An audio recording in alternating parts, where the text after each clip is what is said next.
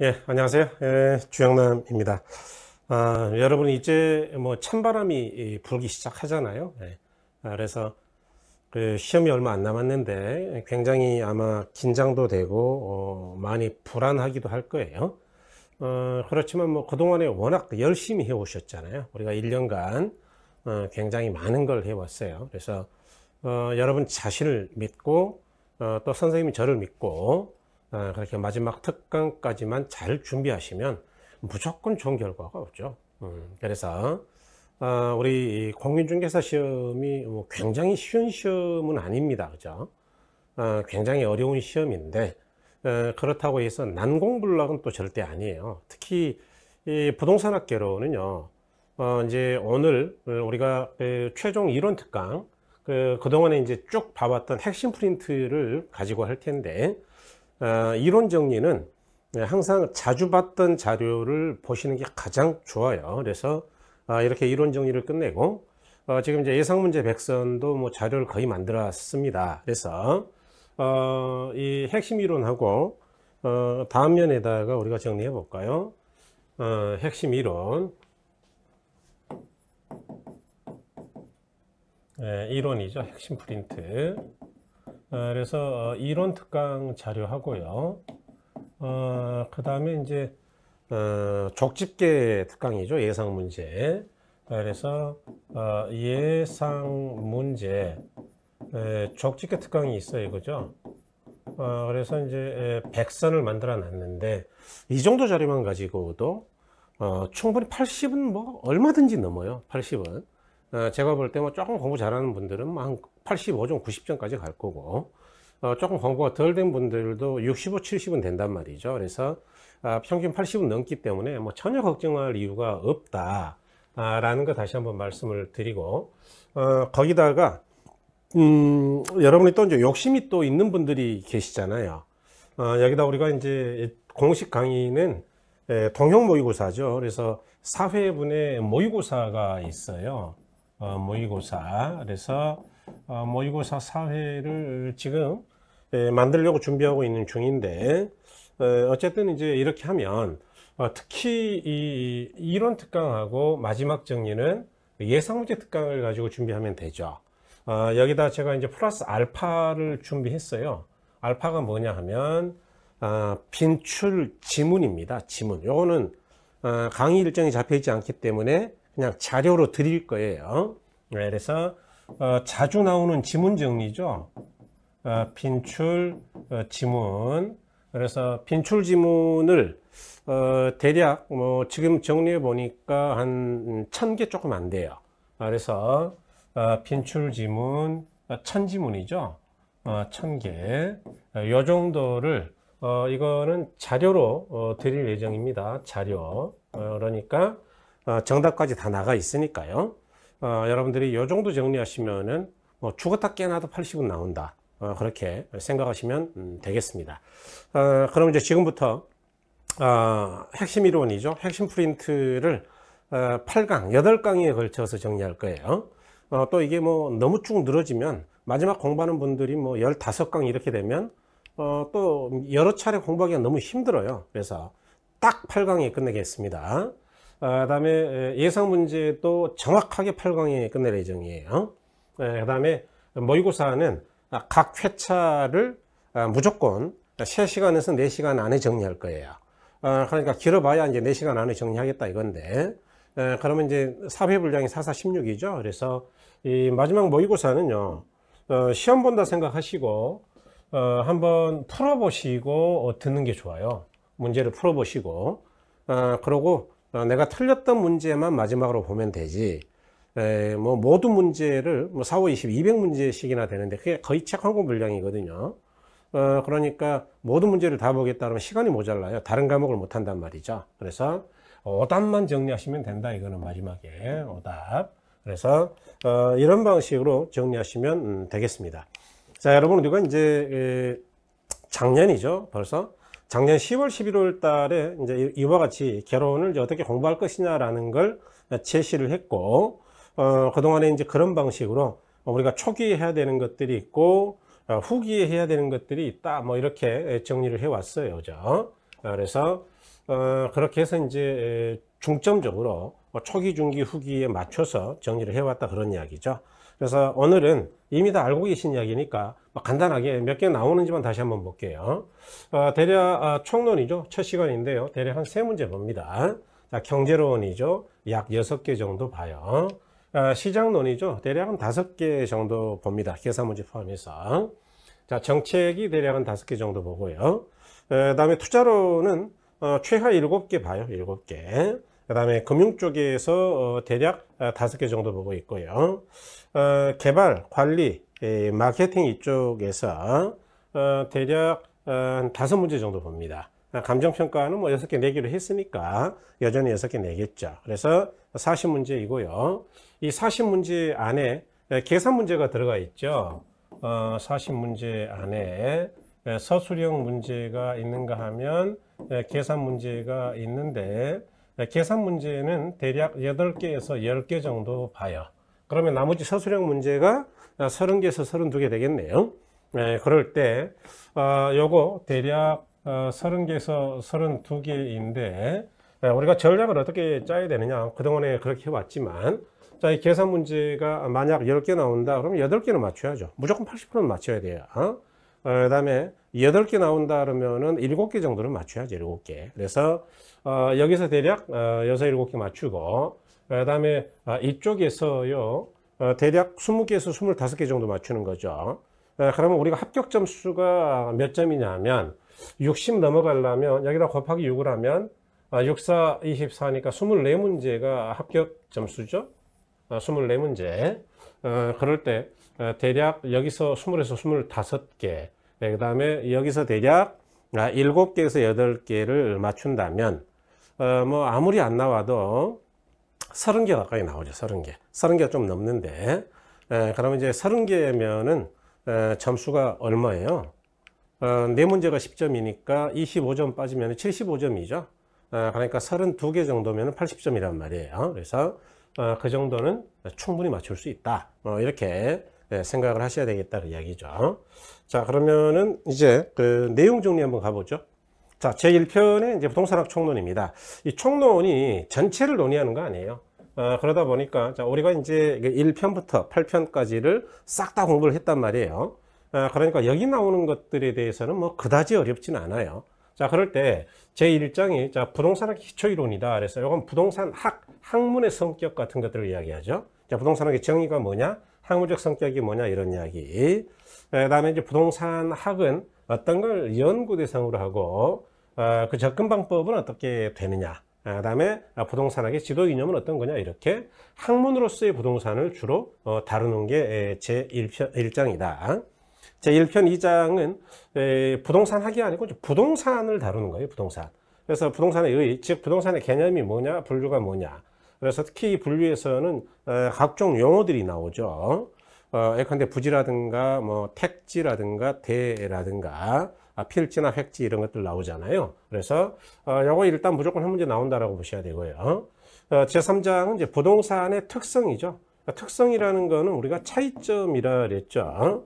그러니까 이 부동산이 누구랑 비교했을 때 차이가 드러나느냐, 부동산. 즉 일반재화와 부동산은 어떤 차이가 있느냐. 그래서 예컨대 자연적 특성이다 그러면은 부증성, 부동성, 영속성, 개별성, 인접성. 그래서 부부가 이형제이면 용병사서 싸운다 뭐 이런 거 있었죠. 그래서 이와 같이 된다. 그 다음에 이제 그렇다면 이러한 부동산학은 어떻게 구성되어 있느냐? 부동산학은 역시 부동산을 연구하는 거죠.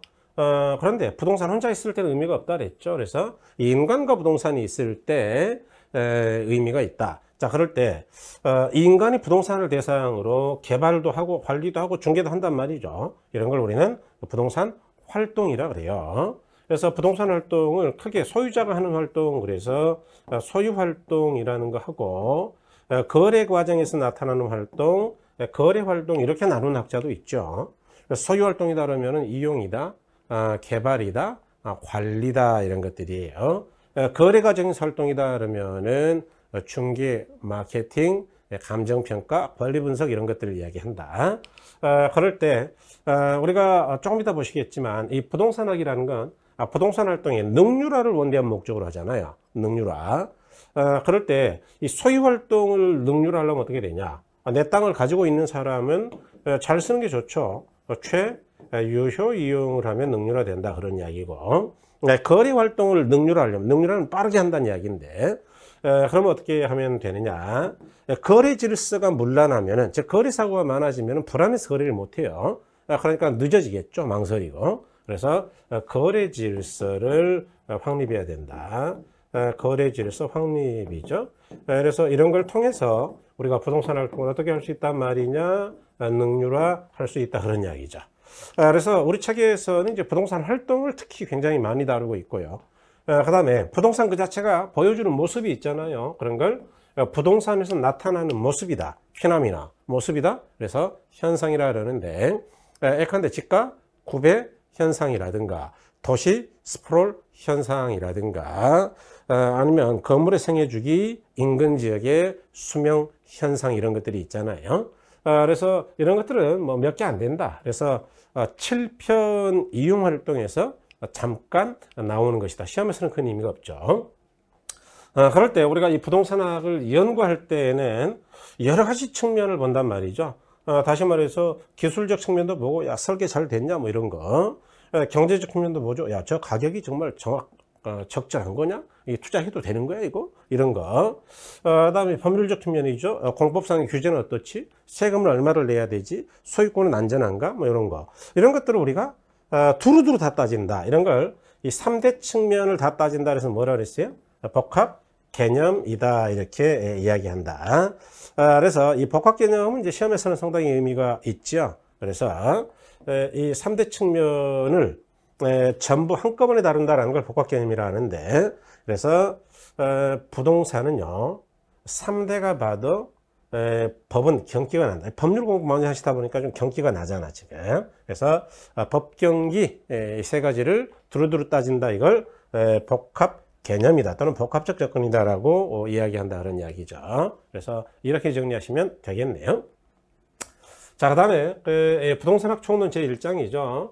그래서 여기 이제 부동산학의 체계예요, 정확하게는. 그래서 부동산학이란 게 뭐 어떻게 만들어져 있느냐 이야기인데, 자, 먼저 부동산학의 정의를 보죠. 정의. 부동산학의 정의는 부동산학이라 하면 부동산 활동의 능률화의 원리 및 그 응용 기술을 개척하는 종합 응용과학이다 이렇게 이야기하잖아요. 그러니까 이 부동산학은요. 일단 부동산 활동을 능률화하는 게 목적이에요. 능률화. 그래서 능률화하기 위해서 아까 소유 활동은 뭐라고? 최유효 이용의 원리를. 그 다음에 거래 활동은 뭐라고요? 거래 질서 확립의 원리를 강조한다 그랬죠. 그런데 이걸 능률화하기 위해서 그 원리나 응용 기술을 개척한다 그랬잖아요. 그럴 때 이 부동산학이란 학문은 원리 측면에서는 과학성이 있다라고 이야기하는 것이고, 응용 기술의 측면에서는 기술성이 있다라고 이야기하는 거죠. 그러니까 이론적 측면뿐만이 아니고 기술적 측면을 같이 가지고 있으니까 종합과학이, 종합응용과학이다 그랬잖아요. 종합과학이라는 이야기는 결국 법경기 세 가지를 다 본다 그 이야기죠. 그런가 하면은 응용과학의 측면도 있다. 자, 인간의 삶에 적용하기 위한 응용과학, 순수과학이 아니다 그 이야기죠. 또 경험과학이라는 거다. 이야기는 부채적 경험을 토대로 만들어진 학문이다. 그러니까 추상적 학문이 아니다. 뜬구름 잡는 그런 이야기 아니다 그 이야기죠. 그런가 하면은 규범이론의 측면도 있다 그런 이야기예요. 그래서 여기 시험에 좀 나오죠. 그래서 이제 암기 팁으로 제가 좀 만들어 드렸는데 시험에 좀 나와요. 학문을 종용하며 사회를 보는 경규다. 경규. 이 경규 있잖아요. 그래서 이 부동산학의 학문적 성격인데, 학문적 성격인데 종용한다며. 그러니까 종합과학이고 응용과학이다 그 이야기예요. 사회를 본다며 사회과학이고요.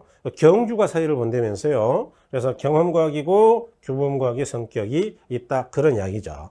그래서 여기서 특히 이제 우리가 주의해야 될 거는, 우리가 정의에서도 부동산학이란 부동산 활동의 능률화의 원리 및 그 응용 기술을 개척하는 종합 응용과학이다라고 이미 나와 있지만, 특히 주의해야 할 거는 종합과학이니까 단순과학이 아니다 그 이야기. 단순과학이 아니다.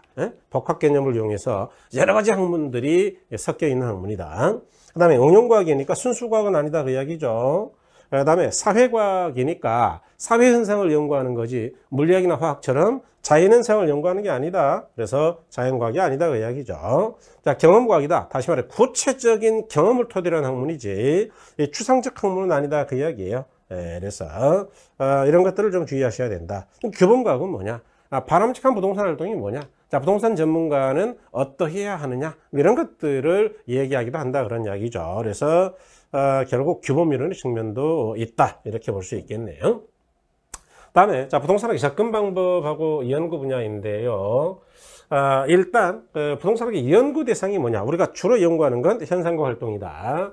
부동산 현상, 부동산 활동이다. 자, 그럴 때 학자들은 자, 부동산학에 어떻게 접근하느냐? 이 연구 방법이라 그랬죠. 연구 방법론. 그러니까 우리 시험에서는 거의 나온 적이 없다 그랬어요. 자, 여기는 이제 분산식 접근법과 중점식 접근법이 있다. 요거는 일본 학자들이 연구했던 태도를 우리가 그대로 가져다 썼다 그랬죠. 그래서 이것들을 이렇게 분산식, 경제학에서 따로, 법학에서 따로 개별적으로 연구하던 것들 연구 결과, 중점식은 특정 측면에만 중점적으로 연구하는 것, 이것들을 싹 다 모아가지고 정리를 했다, 체계화시켰다. 그걸 종합식 접근법이라 한다. 그래서 여기 이제 우리나라의 통설이에요.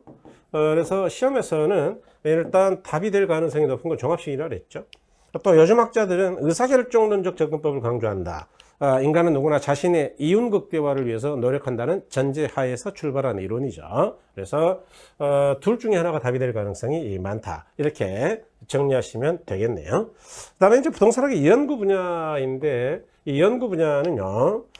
기초 분야가 있고 결정 분야, 결정 지원 분야가 있다. 자, 그럴 때 요게 이제 아주 오래전에 8월 때 시험이 나왔는데 그럴 때는 어떻게 나왔느냐? 다음 중 부동산 결정 지원 분야가 아닌 것 이렇게 나왔고 그때 답이 이쪽에 있었어요. 그러니까 결국 이걸 구별하는 게 중요하다. 그럴 때는 이걸 다 외우려고 하면 너무 어렵지 않냐? 그러면 어떻게 한다 그랬느냐? 결론 먼저 말씀드리면 결정 분야를 외워두는 게 낫겠다라고 이야기 드렸네요. 그래서 하나씩 보면 자, 기초 분야는 자, 부동산의 특성이 뭐냐? 부동산 관련 법은 어떤 것들이 있냐? 뭐 대략 300개 있어요. 여러분이 공부하시는 거는 대략 한 8개, 9개, 10개 정도 공부하는데 말고도 많습니다. 도시적이라는 게 뭐고 현재가치, 미래가치, 기초적 금융수학에는 어떤 것들이 있느냐? 이런 게 이제 기초죠, 기초. 그래서 기초 분야, 다른 말로 이론 분야라 그래요. 그 다음에 요걸 이제 섞어서 실무 분야 이렇게 이야기하는데, 자, 그럴 때 결정 분야는 할 거냐 말 거냐를 결정하는 것. 예컨대 투자. 투자는 투자 여부를 따지는 게 투자죠. 투자의 타당성. 개발도 마찬가지죠. 개발의 타당성, 개발할 거냐 말 거냐. 금융? 야, 이 정도 이자이면은 돈을 빌리는 게 좋은 거냐, 안 빌리는 게 좋은 거냐. 지렛대 효과라는 건 정의냐 분야 이런 거 따지는 거예요. 그 다음에 이제 정부가 하는 결정이 있죠. 그건 이제 정부의 의사결정, 이걸 부동산 정책이라 하죠. 그래서 이 네 가지를 우리가 결정 분야라 해요. 그럼 결정 지원 분야는 뭐냐? 이거는 결정하고자 하는 투자자에게 지원하는 업무를 하는 사람들이니까 전문가 그룹이죠.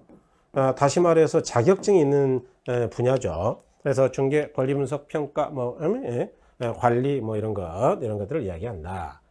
다음에, 자, 부동산학의 지도 이념이 좀 어쩌다 나옵니다. 이것도. 그래서, 여기는 크게 따진다 그러면 일반적 이념이 있고요. 다음에, 자, 부동산학의 지도 이념이 있고, 다음에 부동산 활동의 일반 원칙이라는 게 있어요. 그럴 때 일반적 이념이다 그러면은 우리나라뿐만 아니라 전 세계에서 통용되는 이념이다. 그게 일반적인 것. 그래서 여기는 뭐가 있느냐? 효율성과 형평성과 합법성이라는 게 있다. 우리가 사익을 강조한다 그러면 효율을 강조할 것이고, 공익을 강조한다 그러면은 형평성을 강조하겠죠. 이게 이제 지문에서 한 개 지문으로 가끔 출제가 됐어요. 이와 같이 사익과 공익은 적절히 조절이 돼야 돼. 다시 말해 공익을 유지하기 위해서는 사익을 제한해야 된단 말이죠. 그럼 뭐에 따라 제한해야 되느냐? 법에 따라. 그걸 합법성의 원리라고 한다. 이렇게 기억하시면 되고. 자, 부동산학의 지도 이념이죠. 이거는 법률적 측면에서는 공익과 사익을 조화롭게 유지해야 돼. 예? 아까 법에 따라서 공익과 사익을 조절한다 그랬죠. 그 다음에 경제적 측면에서는 부동산은 제한된 지화이죠. 그러니까 효율적으로 관리를 해야 돼. 효율적으로. 그 다음에 기술적 측면에서는 오늘날 환경도 중요하거든요. 그러니까 공간 가치만 높일 게 아니고 환경 가치도 적절히 유지해야 되는 거예요. 그래서 공간 가치 및 환경 가치 둘 다 증대하고자 하는 원리다, 이렇게 보셔야 되겠네요. 다음에 자, 부동산 활동의 일반 원칙이죠. 능률성, 안전성, 경제성, 이걸 또 뭐 능환경이다 이렇게 외우기도 합니다만은 이거는 뭐 안 외워도 다 기억이 되죠. 능환경. 그런데 감정평가에서는 감정평가 활동의 특별 원칙이라는 게 나와요. 이것도 이제 시험에서 쓰기도 했죠. 그래서 특별 원칙은 능률성하고 안전성은 똑같아. 그런데 경제성 대신에 뭘 취하고 있느냐? 감정평가에서는 이제 전달성을 취하고 있다. 이 정도 차이가 있다라는 것만 이해하고 계시면 된다, 그 이야기예요. 그래서 이렇게 제 1장을 우리가 정리를 했고요. 그 다음에 이제 제 2장에 부동산의 개념과 분류입니다. 그럴 때 이 부동산의 개념은 시험에서는 종종 나와요. 특히 이거 외워야 된다 그랬죠. 그래서 물리적 개념이다, 다른 말로 기술적 개념이다 라고도 이야기해요. 기술적 개념이기도 하다. 그럴 때는 자연이다, 공간이다, 위치다, 환경이다. 물리적으로 봤을 때 부동산은 자연이다, 위치다, 공간이다, 환경이다, 뭐 이런 이야기죠. 자, 경제적 개념이다 그러면은 자산이다, 자본이다, 생산 요소이다, 상품이기도 하고 소비재이기도 하다, 이렇게. 그래서 요거는 지문에서 섞어서 틀린 지문을 만들기 때문에 이 두 개를 섞어서 틀린 지문 만들죠. 그러니까 무조건 기억하셔야 된다. 그래서 어떻게 기억해야 되느냐? 여기 암기 팁이 있죠. 자, 기술자는 위치, 공간, 환경이 중요하고 3번에서 생소한 상품은 경제적이다, 이렇게 외워버리자 그랬죠. 기술자 그랬으니까 기술적 개념인데 자가 자연이죠.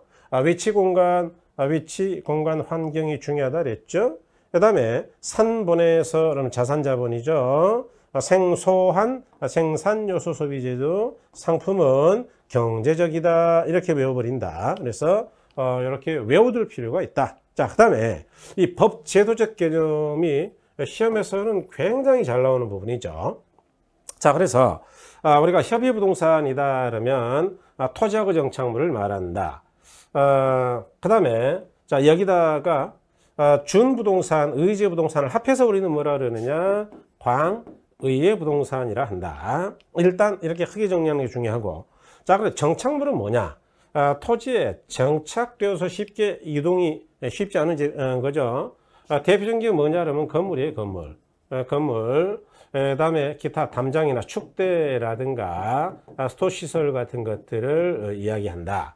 자, 그럴 때 우리 민법에서는 이 토지와 건물이 각각 별개로 등기가 돼 있잖아요. 그래서 별개로 거래할 수도 있어요. 그러니까 토지와 건물이 동일인의 소유였다가 별개로 거래됐을 때 나타나는 게 법정지상권이죠. 여러분 공부하시는 건 5가지, 민법에서 공부하시는 것. 나중에 경매 공부하시면 말고 한 가지 더 있어서 6가지인데 총 법정지상권이. 어쨌든 간에 이거는 별개로 본다라는 거. 그러니까 영국이나 미국 같은 영미법규와 달리 우리나라 같은 독법 체계에서는 토지와 건물을 별개로 본다는 이야기예요. 그래서 별개의 부동산이다라는 이야기 조심하셔야 되고, 그래서 이와 같이 토지와 그 정착물을 부동산이라 한다라는 것은 민법 99조 제1항에 나오죠. 그래서 이걸 민법이 이야기하는 부동산이다, 민법 상의 부동산이다 라고도 이야기한다 라는 것까지만 정리가 되시면 뭐 큰 문제가 없다, 그런 이야기죠. 자, 그럴 때 준부동산은 뭐냐? 원래는 부동산이 아닌데 부동산으로 의제하는 거죠, 의제. 그래서 준부동산에는 이런 것들이 있어요. 예컨대 특수동산이죠. 자동차, 항공기, 선박, 건설기계 이런 게 있고요. 각종 재단, 집합물이 있죠. 공장 재단이나 광업재단이 있고요. 여러분 민법에서 공부하시는 준물권이 있잖아요. 어업권이나 광업권이 있고요. 그 다음에 임목법에 따라 등기된 임목이 있죠.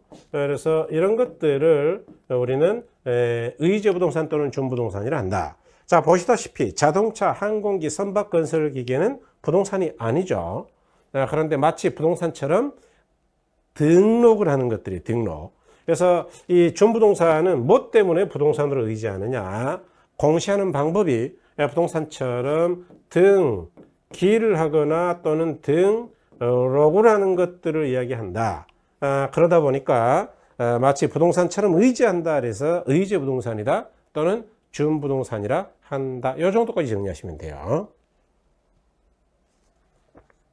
조금 더 들어가면 이제 정착물이냐 아니냐를 판단하는 기준 4가지가 있는데 뭐 방성, 의자 이렇게 외우기도 하죠. 부착된 방법이 어떠냐, 물건의 성격이 어떠하냐, 설치 의도가 어떠하냐, 설치 자가 임대인이냐 임차인이냐 이렇게 4개 기준이 있는데 거기까지 시험에 들어갔던 경우가 별로 없어요. 그러니까 일단 마지막 정리할 때는 이 정도까지를 깔끔하게 정리하는 게 목적이다. 자, 그다음에 부동산의 분류죠. 그래서 여기서는 용어가 굉장히 중요합니다. 그래서 이거는 뭐 시험에서는 의미가 없고요.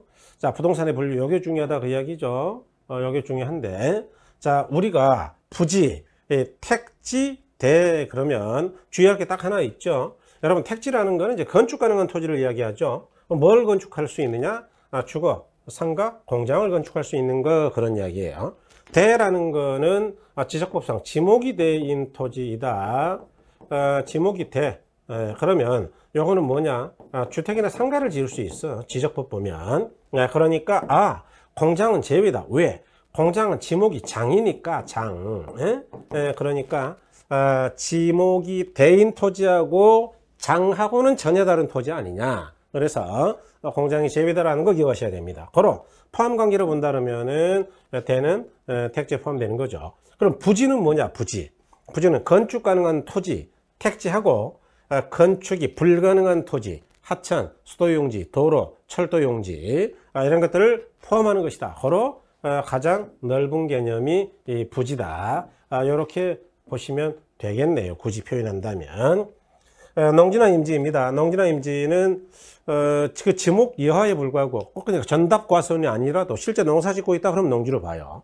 부동산학은 감정평가, 가치를 주로 다루는 거기 때문에 실제로 농사를 짓고 있다 그러면 농지다. 임지는 실제로 나무가 자란다 그러면 지목이 임이든 잡종지건 뭐건 간에 임으로 본다 그런 이야기예요. 임지로 본다. 다음에 이제 후보지 이행지죠. 이 후보지와 이행지는 굉장히 중요합니다. 시험에서. 그래서 우리가 부동산을 분류할 때 대분류하고 세분류를 이렇게 나눠서 분류하죠. 이거 지워버리고 보자고요. 예. 대분류로 본다 그러면은 택지, 지금까지 공부한 농지, 임지죠. 택지는 방금 보신 것처럼 세분하면 주상공을 지을 수 있죠. 농지는 전답과 수원이죠. 그 다음에 이제 임지는 신, 탄, 림지하고 용지림지 아닙니까? 그럴 때 대분류 부동산의 용도적 택지, 농지, 임지, 상호, 간에 대분류 간에 바뀌어. 얘가 농지로 바뀌든지 아니면 농지가 택지로 바뀌든지 아니면 일이 바뀌든지 이런 걸 후보지로 한다. 그런가 하면 임지적, 택지적, 농지적 내에서 이행이 이루어진다. 내에서란 말은 뭐냐? 택지적 이 안에서, 농지적 이 안에서, 임지적 이 안에서 이행이 이루어진다. 이런 걸 우리는 이행지라 한다. 그런 이야기죠. 그러니까 대분류 간에 바뀌는 거냐? 아니면 택지적, 농지적, 임지적 내에서 이루어지느냐? 큰 차이가 이거다 그 이야기죠. 그러니까 우리가 이미 뭐 잘 알고 계시지만 물려받은 과수원 깎아서 전원주택 지어가지고 분양하고 싶다. 그러면은 조그만 분류가 바뀌었으니까 이행지냐? 아니고 요거는 실은 농지가 택지로 바뀐 거니까 후보지다 이렇게 이야기해야 된다 그런 이야기죠. 그래서 일단 첫째는 상호 간에 대분류 상호 간에 전환이 되는 건지 내에서 이행이 되는 건지를 잘 판단해야 되고, 자, 두 번째 이 후보지나 이행지는 용도 전환 중일 때만 쓰는 거예요. 중일 때만. 그러니까 용도가 이미 바뀌었다 그러면 바뀌어진 후의 이름으로 불러야 돼. 근데 농지를 깎아서 택지로 다 바꿔버리고 거기 보니까 집 짓고 있더라. 그럴 때는 아직도 후보지냐? 아니고 택지다. 그게 택지. 바뀐 후로 불러야 된다. 그래서 이런 걸 두 가지를 주의하셔야 된다. 그런 이야기죠. 그 다음에 대지는 자료명의 땅이죠. 맹지는 눈이 먼 땅이니까 도로에 접속하는 부분이 없어서 공로에 접속할 방법이 없어서 사방팔방 타인의 토지에 둘러싸여서 공로에 접근할 수 없기 때문에 건축이 불가한 땅을 이야기하죠. 그 다음에 이제 필지하고 획지도 구별을 잘 하셔야 되죠. 필지라는 게 뭐냐 그러면은 등기법이나 지적법에 쓴 용어죠. 필지. 그 다음에 이제 획지인데요. 이거는 법률적 개념이에요. 법률적. 다시 말해 등기법이나 지적법에서 쓰는 용어이다. 획지는 경제적 용어죠. 부동산학이나 감정평가에서 부르는 용어죠. 그래서 이 필지나 획지는 토지의 등기 또는 등록 단위가 되는 땅이에요. 등록 단위입니다. 그래서 여기서 가장 주의할 거는 면적 단위가 아니다라는 거 굉장히 중요해요. 면적 단위는 제곱미터이니까 오늘날 둘 다 마찬가지죠. 그 다음에 이 필지라는 거는 하나의 소유권을 구분하는 경계가 되는 땅이죠.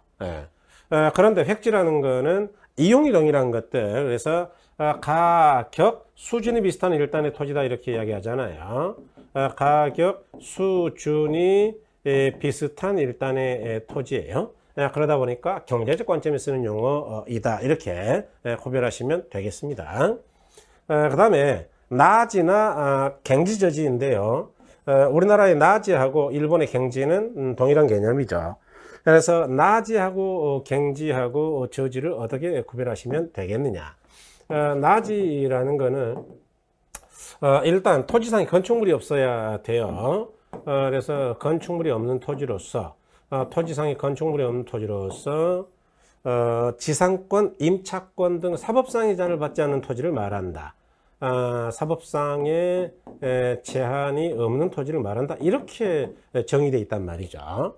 이야기는 뭐냐 하면은 결국 나지는 당연히 건축물이 없어야 되고 사법상의 제한이 없다는 이야기니까 공법의 제한은 받아. 모든 땅은 용도, 지역 같은 거 설정되어 있으니까. 그렇지만 사법상의 제한이 없는 땅이다 이렇게 해석할 수 있겠죠. 여기에 일본에서 말하는 갱지하고 똑같은 개념이다. 갱지도 건축물이 없는 토지로서 일본은 지상권을 차지권이라 그러는데 차지권, 임차권 등 사법상의 제한이 없는 땅이다 이렇게 정의되어 있거든요. 그러니까 이 갱지는 땅이니까 공법의 제한은 받지만 별도의 사법상의 제한이 추가적으로 있는 게 아니죠. 그러면 저지는 뭐냐? 저지. 저지는 지상에 건축물이 없는 토지로서 이것도 건축물은 없어야 돼. 건축물이 있으면 건부지니까 차지권, 임차권 등 사법상의 제한을 받는 토지예요. 그러니까 이거는 공법의 제한도 받고 추가적으로 사법의 제한도 받기 때문에 여러 가지 제한이 많죠. 그래서 이용도가 떨어지죠. 그래서 이 저지 같은 경우는 이 갱지에 비해서 가격이 싸요. 그걸 우리가 저지감가라 그래. 저지감가. 저지이기 때문에 감액평가하겠다 그 이야기죠.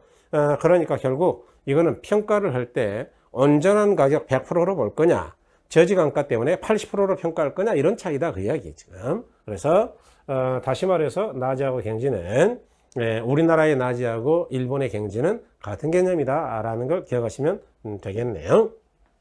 다음에 이제 건부지 공지죠. 여러분 우리가 예컨대 100평의 땅이 있다. 100평의 대지가. 자, 그럴 때 우리가 국회법 공부하시면서 이제 건폐율 용적률 다 외우시죠. 준주거 지역은 건폐율이 몇 프로예요? 70%죠. 그럼 70평의 건축물의 바닥 면적으로 쓸 수 있다 그 이야기죠. 그러면 나머지 30평은 비워놔야 된다. 이렇게 비어있는 부분, 이걸 뭐라 그러느냐, 이걸 공지를 한다 그래. 공지. 그 다음에 여기 이렇게 100평의 땅이 있어. 100평. 하나는 건물이 있고 하나는 건물이 없다. 그럴 때 이 땅을 우리는 뭐라 그러느냐, 건물이 붙어 있다 그래서 건부지라 그래. 건부지. 건물이 부착된 땅. 이 땅을 뭐라 그러느냐, 이건 나지지. 나지. 토지상에 건축물이 없는 땅이니까. 그래서 이렇게 보시면 된다. 그래서 건부지 공지까지 봤고요. 그 다음에 휴한지 공한지죠. 자, 그럴 때 휴한지는 농사를 짓다 보니까 땅에 힘이 떨어졌어요. 그래서 올해는 농사 안 짓고 좀 쉬게 해야지. 그러니까 정상적으로 쉬는 게 휴한지죠. 반대로 유휴지나 공한지는 비정상적 또는 투기적 목적이 강하죠. 도시 토지로서 투기적 목적으로 비워둔 땅을 공한지라 그러고요. 그냥 놀고 있는 땅을 유휴지라고 한다 그런 이야기죠. 그다음에 소지는 원료가 되는 땅이죠. 다시 말해서 소지라는 건, 자, 우리가 여기 임지가 임지, 요걸 깎아서 택지로 만들고 싶다. 택지. 그럴 때 이 택지를 만들기 위해서는 원료가 있어야 될 거 아니에요, 원료. 그래서 이 원료가 되는 땅을 이걸 소지를 한다. 다른 말로 이거를 미성숙지라고도 하죠. 미성숙지. 이거는 다 컸다 그래서 즉시 건축이 가능하니까 성숙지 이렇게 이야기하겠죠. 그래서 이렇게 나눌 수 있겠다. 고로 소지는 미성숙지의 성격이 강한 땅이다. 다른 말로 뭐라 그러느냐? 원지, 원야 이렇게도 이야기한다. 원료가 되는 땅이다. 선하지는 고압전선 아래에 있는 땅이죠. 포락지는 집안이 절토돼서 끊어져서 하천으로 변한 땅이죠. 그래서 이런 걸 포락지라 한다. 자, 법지하고 빈지는 이제는 뭐 구별을 다 하시죠. 그래서 법지 그러면 법사면상의 토지를 말한다. 그래서 여기 A의 집이 있고 여기 B의 집이 있다라고 가정하자. 그럴 때 고도 차이가 심하다 보니까 무너질 것 같아서 축대를 쌓았다. 이걸 우리가 법지를 한다. 법지는 누구 소유냐? 윗집 소유다. 고로 법지는 소유권은 있어요. 소유권. 소유권은 있는데 이용은 불가능한 땅이죠. 그 다음에 법지의 면적은 이제 뭐 당연히 수평투영 면적입니다. 이 부분. 그럼 빈지는 뭐냐? 빈지. 바닷가의 토지이죠. 그래서 옛날에는 물이 여기까지 들어왔는데 어쩌다 보니까 환경이 바뀌어 가지고 이제는 여기까지밖에 안 들어온다라고 가정하자. 그럼 여기가 최대 만조 수위선이죠. 최대 만조 수위선이요. 여기서부터 지적공부에 등록된 지역까지 사이의 토지죠. 지적공부에 등록된 지역까지 여기까지 땅을 우리는 빈지라 한다. 빈지.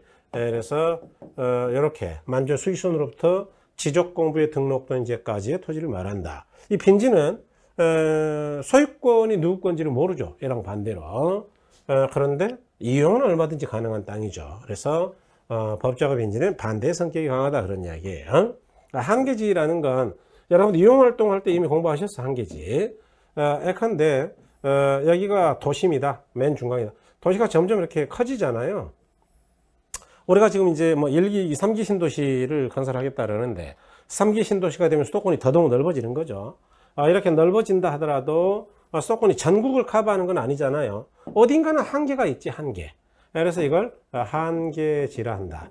다시 말해서 택지로서 이용할 수 있는, 여기가 이제 택지, 도시토지니까 택지로서 이용할 수 있는 최원방권상의 토지이다 이렇게 이야기한다는 이야기죠. 그래서 이렇게 봐주시면 되겠다 그 이야기죠. 그래서 이제 우리가 뭐 이따 다시 정리하겠습니다만, 자, 암기 팁 요거 정리했고 요거 정리했죠. 그다음에 이제 이 정착물에서 가끔 시험에 써먹는 게 부동산 정착물이 아니고 동산인 것 물어볼 때가 있다. 이건 외워버리는 게 편하다 그 이야기예요. 그래서 차가 판매되면 동산이지 이렇게 외운다. 부릉 차 동산 아니에요, 동산. 그래서 차가 판매되면 동산이다. 이게 뭔 말이냐? 임차인 정착물이다. 시험에 잘 나오죠. 가식 중인 수목이다. 그 다음에 판잣집이다. 이런 건 동산으로 본다. 꼭 기억하시면 좋겠네요. 그 다음에 자, 제3장의 부동산의 자연적 특성이죠. 그래서 이 자연적 특성에서요. 일단 먼저 외울 게 우리가 부부연기인 용병사 이렇게 외워버리자 그랬죠. 그래서 부동성, 부증성, 영속성, 개별성, 인접성. 그 다음에 인문적 특성, 용도의 다양성, 병합분할의 가능성, 사회적, 경제적, 행정적 위치의 가변성 이렇게.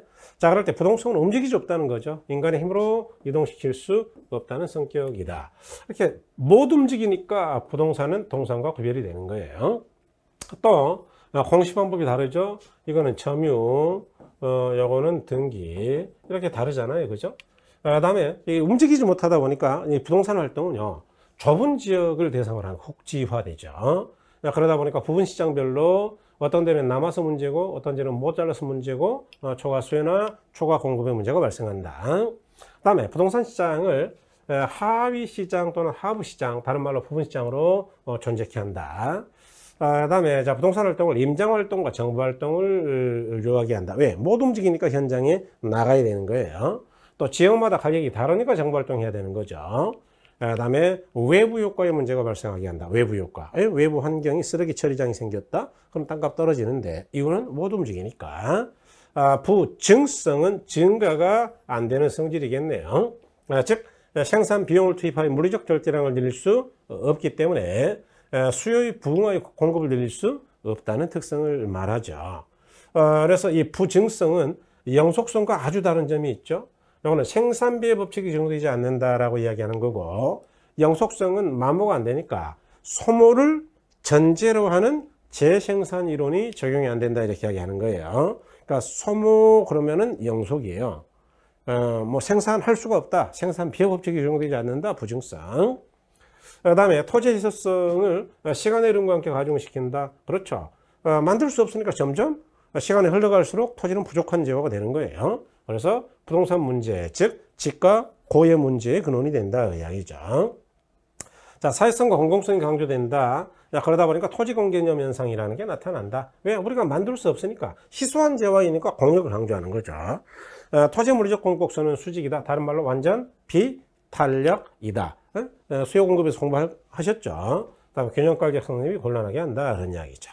자, 영속성은 부동산은 사용 또는 시간 흐름에 의해 소모 또는 마멸되지 않는다는 성격을 말한다. 그러니까 소모를 전제로 하는 재생산 이론은 적용이 안 돼. 소모가 안 되는데 뭐 소모를 전제로 다시 만들겠다 의미가 없다. 그다음에 오래 쓰다 보니까 장기적 배려를 요하죠. 그러니까 부동산 활동에서는 예측의 원칙에 장래 기대되는 편익을 잘 생각해야 된다. 그다음에 소유와 이용 이익을 나눌 수 있다. 만일 빵이다. 빵 같은 경우는 먹어버리면 끝나니까 임대가 안 되잖아요. 썩어버리니까. 그런데 부동산은 이용 이익을 나눠가지고 빌려줄 수도 있다. 임대차 시장. 그다음에 토지에는 감가상각의 개념이 도입되게 한다. 정확하게는 물리적 감가죠. 경제적 감가는 토지도 있어요. 그렇지만 물리적으로 다뤄지지 않기 때문에 토지는 생각 자산이 아니다 그 이야기죠. 자, 개별성이죠. 물리적 특히 위치 측면에서 부동산은 각각 서로 다르다. 같은 게 없다 그 이야기죠. 그래서 이 개별성이라는 성격 때문에 자, 부동산의 가격 또는 수익이 개별화되고 특히 일물일가의 법칙이 적용이 안 되죠. 또 물리적으로는 같은 게 하나도 없다. 왜? 적어도 위치가 다르니까. 그래서 이걸 비대체성이다. 물리적 대체가 어렵다라고 이야기한다. 그 다음에 그렇지만 또 우리가 용도 차원에서는 대체가 되거든요. 그래서 용도적 대체는 가능하다라고 또 이야기를 할 거예요.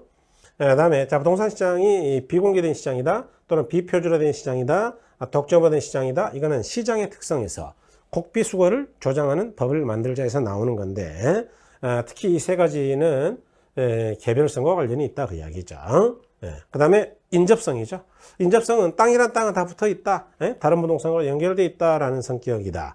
그러다 보니까 우리가 토지를 이용할 때는 내 땅이니까 내 맘대로 이용하는 게 아니고 주변 사람들하고 비슷한 이용을 해야 돼. 근데 주변이 다 주거지다 그러면 다 나도 주거지로 써야지. 나 혼자 쓰레기 처리장 만들면 안 된다 그 이야기. 그래서 협동적 이용을 필요한다. 그 다음에 소유와 관련해 경계 문제가 발생한다. 땅은 다 붙어 있다 보니까 내 땅이 어디까지인지를 모르겠다. 그래서 지적도나 임야도 같은 제도가 필요하다. 부동산은. 그 다음에 외부 효과를 유발한다. 인접한 부동산으로부터 영향을 받는 거죠. 아까 쓰레기 처리장이 인접지에 생겼다? 땅값 떨어진다 그 이야기 아닙니까? 그래서 이와 같이 이야기할 수가 있더라 그랬어요. 그 다음에 요거 좀 정리해야 되겠네. 아까 살짝 잘못 갈 뻔했는데 여러분 우리가 부증성 때문에 토지 물리적 공급이 불가능하죠. 물리적 공급이 불가. 그러다 보니까 토지의 물리적 공급복선은 수직이다 이렇게 하죠. 그렇지만 조금 더 용도의 다양성에 가면은요, 요거는 토지를 용도를 바꿔 쓸 수 있다 보니까 경제적 또는 용도적 공급은 가능하다 이렇게 이야기하는 거예요. 그죠? 그 다음에 개별성 때문에 토지라는 건 물리적 대체는 안 되죠. 물리적 대체는 안 돼요. 그렇지만 용도의 다양성도 뭐 영향을 주지만 인접한 것들끼리는 가격이 비슷해. 그래서 용도가 똑같은 주거용이라면 바꿔 쓸 수도 있다. 용도적 대체는 가능하다. 뭐 이렇게 이야기할 수 있는 거예요. 그래서 이렇게 대응되는 것들도 좀 정리하고 계시는 게 좋겠다. 그 다음에 자, 용도의 다양성이죠. 인문적 특성인데요. 부동산은 여러 가지 용도로 바꿔 쓸 수가 있다. 그러니까 어떻게 쓰는 게 가장 좋은 거냐? 최규용을 고민해야 되고 이렇게 여러 가지 용도를 쓰다 보니까 부동산의 가치는 어떤 용도를 쓸 거냐에 따라서 평가 가치가 달라진다. 가격 다운설이 이론적 근거이다. 아까 우리가 후보지 이행지 할 때 했죠. 이행과 전환이 가능하고 그를 통해서 창조적 이용이 가능하다. 방금 했죠. 토지는 부증성 때문에 물리적 공급은 불가능하지만 용도용 다양성 때문에 경제적 공급은 가능하다. 이런 이야기죠. 내가 가진 땅을 어떤 용도로 쓰는 게 가장 적절하냐. 적절한의 근거가 되는 것도 용도의 다양성이다. 이렇게 이야기한다. 다음에 분합성이죠. 다른 말로 병합, 분할의 가능성이죠. 즉 인위적으로 병합하거나 분할할 수도 있다. 그래서 이것 때문에 이제 용도의 다양성을 지원하는 기능이 있다. 그런 이야기죠. 즉 최주 효용을 간접 지원한다. 그런 이야기고 또 이렇게 용도를 합하다 보면은 규모가 커지면서 유리할 수가 있어요. 그걸 규모의 경제. 규모가 너무 커지면 오히려 땅값 떨어져 규모의 불경제의 문제가 발생하기도 한다. 그런 이야기죠. 다음에 이 병합 분할 가능성하고 부동성 때문에 한정 가격이 생길 수가 있다. 뭐 이런 이야기죠. 근데 맹지는 오로지 그 앞집 땅에 팔 때만 비싸게 받는다 그랬잖아요. 예전에 예를 많이 들었는데 근데 여기 이렇게 땅이 있어. A 토지가 있고 B 토지가 있고 C, D 토지가 있다. A는 평당 1,500만 원이고 B하고 D는 1,000만 원이다. 요거는 500도 안 된다. 500도 안 돼 이거. 그런데 이 C가요. 여기는 E나 F한테 팔 때는 500에도 안 팔려 이거. 누가 사겠어 이런 걸. 그런데 B한테 팔 때만 한 700 요구한다. 그래서 아니 너는 왜 시세가 500인데 700달러 그러냐. 요거 합하면은 어차피 다 1000이 되니까 B 혼자 이익을 볼 수는 없지 않냐. 바로 나도 좀 이익을 쪼개주세요 라고 이야기하더라. 이런 걸 한정가격이라고 한다. 한정가격. 그래서 이 한정가격은 뭐 때문에 생기는 거냐. 병합분할이 가능하니까 그다음에 못 움직이니까 결국 B한테만 쓸모가 있다. 그 이야기예요. 그래서 이렇게 보실 수가 있겠다. 그 다음에 위치가 변성이죠. 즉 사회적, 경제적, 행정적 위치가 변한다. 변하면 어떻게 된단 말이냐. 가격이 바뀐다. 그래서 요거는 우리가 감정평가에서 가격 발생 요인이 있었고 발생 요인, 효상요 이전성이 있었죠. 가격 형성 요인이 있었죠. 가격 형성 요인은 일반적 요인이 있었고 지역 요인이 있었고 개별 요인이 있었잖아요. 그래서 또 여기서 이제 지역 분석, 개별 분석으로 넘어가죠. 이쪽은 지역 분석과 관련이 있는 거, 그다음에 이쪽은 개별 분석과 관련이 있는 거 아닙니까? 그래서 이렇게 넘어가는데 이 일반적 요인을 쪼개보면 사회적 요인이 있고 경제적 요인이 있고 행정적 요인이 있다. 그런 이야기죠. 그래서 이런 것들이 바뀌면 어떻게 되느냐. 그러면 결국 이 가격 형성 요인은 가격 발생 요인에다 영향을 미치는 요인이란 말이죠. 그래서 가격이 바뀌는 거예요. 올라가든 내려가든. 그래서 이렇게 결국 감정평가에서는 이 위치 가변성을 가격 발생 요인이라고 설명하는 것이다. 이렇게 사회적, 경제적, 행정적 위치가 변한다. 그럼 뭐가 바뀐다고? 가격이 바뀐다. 그게 결론은. 그래서 이렇게 보시면 되겠다. 자, 암기 코드인데요. 아까 우리가 부동산학의 정의는 이렇게 이야기했네요. 부동산활동 경영과 금융기술을 개척하는 종합응용과학이다. 그래서 부동산학의 성격은, 학문적 성격은 학문을 종용하며 사회보는 경규다. 그래서 종용 그랬으니까 종합응용과학이죠. 그 다음에 사회보고요. 경규니까 경험과학이고 규범과학이 되겠네요. 그 다음에 부동산학의 학문적 성격과 관련이 없는 단어, 이것도 외워버린다. 추자도는 기초가 순수한 섬이다 그랬죠. 제주도 밑에 추자도 아시죠?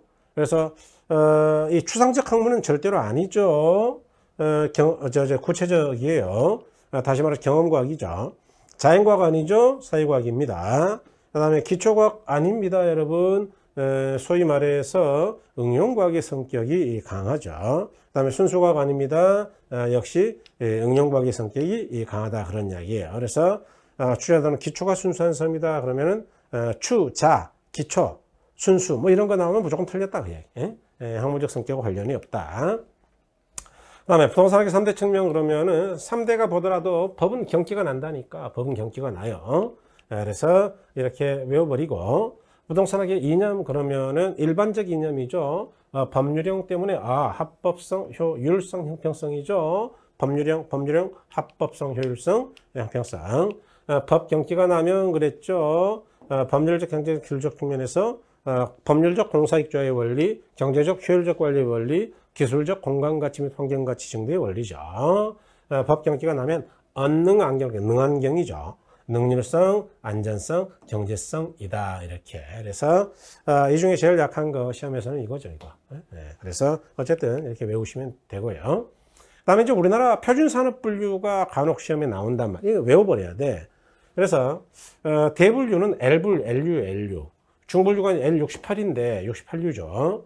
그래서 소분류, 세분류로 나뉘는데 소분류는 이제 부동산 임대 및 공급업이 있고 부동산 관련 서비스업이 있다. 681, 682가 있다. 그런 이야기예요. 그래서 이걸 어떻게 외운단 말이냐. 임공, 나 서관중인데 중이 투자하니 감정이 생기네. 이렇게 외운다.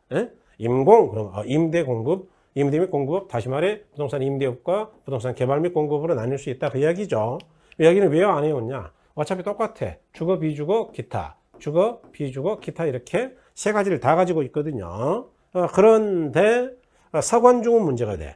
서비스업은 부동산 관리업과 중개자문 및 감정평가업으로 나뉘는데 서관중인데 중개죠. 중이 투자하니 감정이 생기는 거예요. 그래서 부동산 중개 및 대리업, 그다음에 투자자문업, 감정평가업 이렇게. 그래서 임공 그러면 부동산 임대업, 개발 및 공급업이다. 요거는 주거, 비주거, 기타, 주거, 비주거, 기타가 다 있다. 난 서관중인데 그러면 서비스업은 관리와 중개업으로 나뉜다. 서비스업이 이렇게 나뉜다 그 이야기죠. 그런데 특히 이 중개업은 중개업하고 중개 및 대리업, 투자자문업, 감정평가업 이렇게 세 개로 나뉜다. 그럴 때 이 서관중할 때 이 관리는 특히 조심해야 될 게 있죠. 관리업은 주거용 부동산 관리, 비주거용 부동산 관리는 있는데 기타는 없어 이거. 요건 아주 조심해야 돼요. 그래서 이렇게 외워놓으시는 게 좋겠다. 그 다음에 복합개념 부동산이죠. 자, 기술자는 위치 공간 환경이 중요하고 여기 이제 물리적 개념, 기술적 개념이죠. 다시 말해서 자연이다, 위치 공간 환경이 되겠네요. 3번의 생소한 상품 경제적이다. 경제적 개념은요. 자산 자본입니다.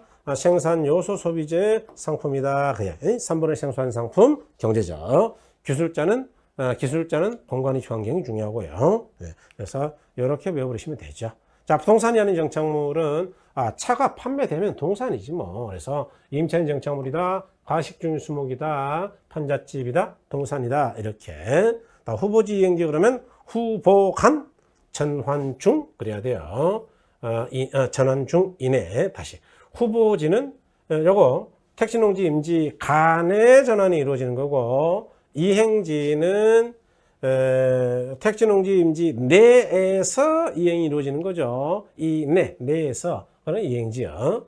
후보지는 간에, 이행지는 내에서 내에다 동그라미 해야 되겠네. 아무데나 할 게 아니고 내에서 이행지는. 그 다음에 이 둘 다는 전환 중일 때만 쓰는 용어. 후보건 전환 중이네. 이렇게 외워버리시면 된다. 그 다음에 주택의 분류인데, 여러분 이제 우리가 건축법, 주택법에서 뭐 단다다고 아연다기 하는데, 자, 주택법에서는 이제 단다다, 아연다 빠지죠. 그럴 때 여기 이제 특히 개정됐기 때문에 중요하죠.